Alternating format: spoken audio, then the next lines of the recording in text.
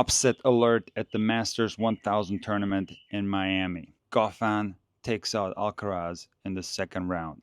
Around the world, people are shocked by this result. But I can tell you that I am not shocked. I am used to these results. And let me take you back to 2023 when Carlos Alcaraz didn't play the Australian Open, but the first tournament that he played in that year was the clay court tournament in Buenos Aires, which he won. He then went to Rio and made it all the way to the final, where he lost to Cameron Norrie, who he had beaten in the Buenos Aires final. He then went on to Indian Wells, which he won. He made the semifinals of Miami, where he lost to Sinner in 3 sets. He then went to Europe and won the tournament in Barcelona in the final against Tsitsipas, where I saw a discrepancy in level. And Tsitsipas is one of the best clay court players in the world. And that particular match I will never forget because Alcaraz was just simply too good for Tsitsipas and beat him in 2 easy sets. He then went on to Madrid and took the title again. I had then proclaimed in a story on Instagram that Carlos Alcaraz can be unbeatable on clay. I made some comparisons to Rafael Nadal. And in the following week, Alcaraz lost to Marozsan. And I was unbelievably shocked by this loss. I couldn't understand it. I tried to analyze it. There was no rhyme or reason to it back then because Carlos Alcaraz in the next tournament started playing better again. He made the semifinals of the French where he lost to Djokovic in 4 sets where he was cramping. This was a tough loss for him, but it didn't matter because he went to the grass court season and won the tournaments in Queens and Wimbledon. So Carlos Alcaraz was on the top of the tennis world at this particular moment after beating Djokovic in a spectacular Wimbledon final in 5 sets. But that loss against Marozsan stuck in my head. I, at that moment in time, equated Alcaraz's level to be very close to the big three. And I thought, even the big three had some shocking losses throughout their career. Maybe this was just one of those poor matches. Carlos Alcaraz had a bad day in Rome. However, as I continued to watch Carlos Alcaraz very closely, and by the way, I'm a big fan of Carlos Alcaraz. I think he's phenomenal for the game of tennis. His charisma, the way he plays, it's an absolute blessing that we have him. But it became quite apparent that the level of Alcaraz was far more inconsistent compared to the big three, but not only compared to the big three, even compared to Yannick Sinner, because he continued to produce some shocking results where not only did he lose to players that he shouldn't be losing to, but the way he lost was quite shocking because he was committing a tremendous amount of errors and basically beating himself in a lot of these matches. Now, was this the case yesterday against Goffin? Not necessarily.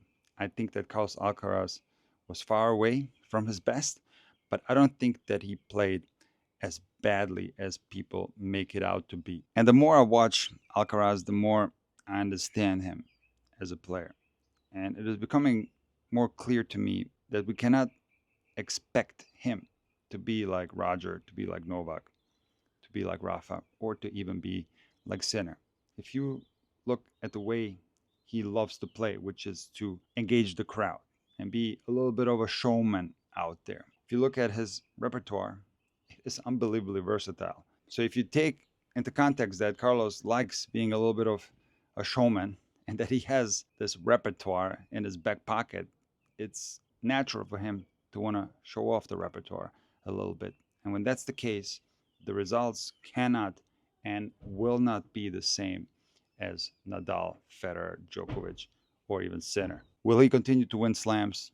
100% yes. Will he continue to show some shocking results here and there and lose in the first round? I think he will. Like I said, Alcaraz didn't play that bad of a match. It was Goffin who played incredible. The level that he showed was very similar to the level that he had when he was part of the top 10 in the world and the big three era, arguably the toughest era in the history of tennis. So what happened to Goffin? Because in 2023, he fell out of the top 100. And he's had a very difficult time finding that level that he had just a few years prior to that. But Goffin was fighting last year, and towards the very end of the year, he found good form. He made the quarterfinals of Shanghai, and then as a lucky loser, made the quarterfinals in Basel. And these good results, among some other good ones late last year, propelled his ranking to top 60. And you would think that in 2025, with this boost in confidence, Goffin was going to continue to play well, but he didn't. He lost 5 consecutive first round matches on the ATP Tour in 2025. He did play a little bit better in Acapulco, where he beat Shelton and made the quarterfinals. But then he went to Indian Wells and got absolutely destroyed 2-2 by De Minaur. He then played a challenger in the Dominican Republic, losing in the first round to Altmaier. And he goes to Miami, wins the first round, and takes out Carlos Alcaraz for the second time in Miami. He did beat Alcaraz back in 2022 at a tournament in Astana. So this is such an insane result from the standpoint of confidence in the game of tennis. How can Goffin, who earlier this year had a hard time winning a single ATP match, perform at this level and play so incredibly well that he takes out an Alcaraz, who, like I said, didn't even play that poorly? Well, first of all, you have to understand the level that Goffin used to produce at a consistent basis. And the peak of Goffin's level was 2017, where he reached the finals of the ATP finals, where he lost to Dimitrov. But in this tournament, Goffin took out consecutively Thiem, Nadal, and Federer. So does this result against Alcaraz mean that Goffin is back to his top level, that he's going to come back in the top 10 of the world? Well, that's where tennis gets incredibly complex. And Ivan Ljubicic, a top 5 player himself and the former coach of Roger Federer, talked about this specific thing in an interview on the Functional Tennis podcast. And I want you to listen to this clip. That's where I stopped also in 2000. I was thinking about stopping in 11 and then I stopped in 10 because I felt like, the best is behind me.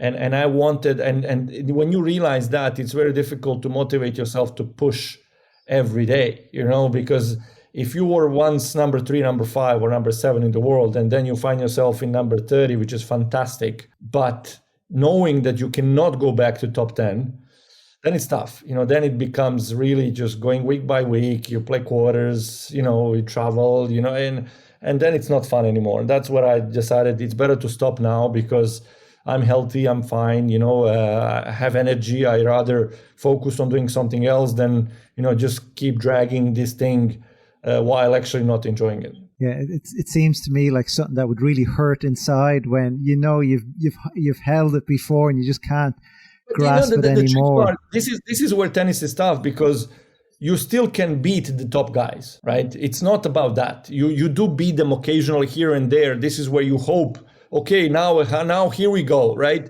And then it doesn't happen actually, right? So that's what I got a lot of questions about Roger as well, like why is he still playing, but he's still playing because he's the best in the world or one of the best in the world, right? So it's not as a tennis player, you don't go like from 5 to 50 in 6 months, right? If you drop gradually, and then every once in a while you kind of still do a good result, and you go back up. Yeah. So nobody can really tell you, you're not good enough anymore, right? As long as you can run, as long as you can play, if you have been top 10, you're always going to be 30, 35. I mean, look at Andy Murray, right? It's the same kind of thing. He can beat the best in the world. I truly believe that Andy with Rafa tomorrow, I don't know who's going to win one match, right?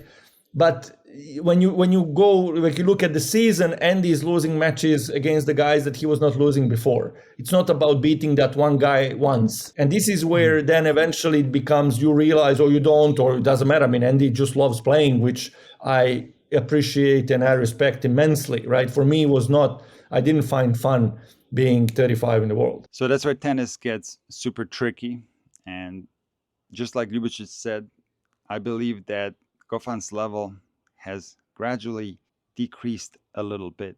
And the interesting thing is that he can still reach his top level every now and then, but it's more that he most likely will not be able to find his top level all the time.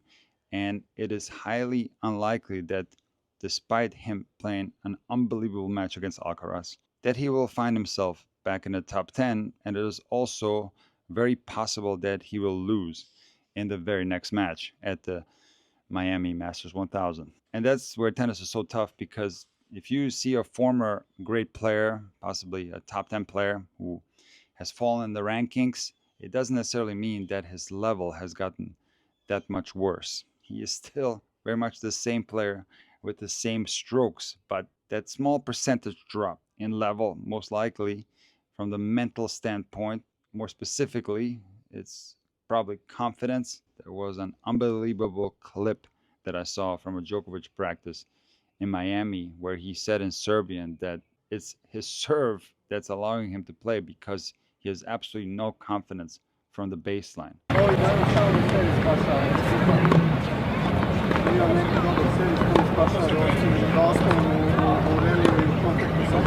Now, put that into context. This is possibly the greatest baseline player in the history of the game, and he's saying something like this. So Djokovic is struggling with confidence right now, and this tournament is very important for him. He needs to put some consecutive wins together. So super excited to see what will happen in Miami.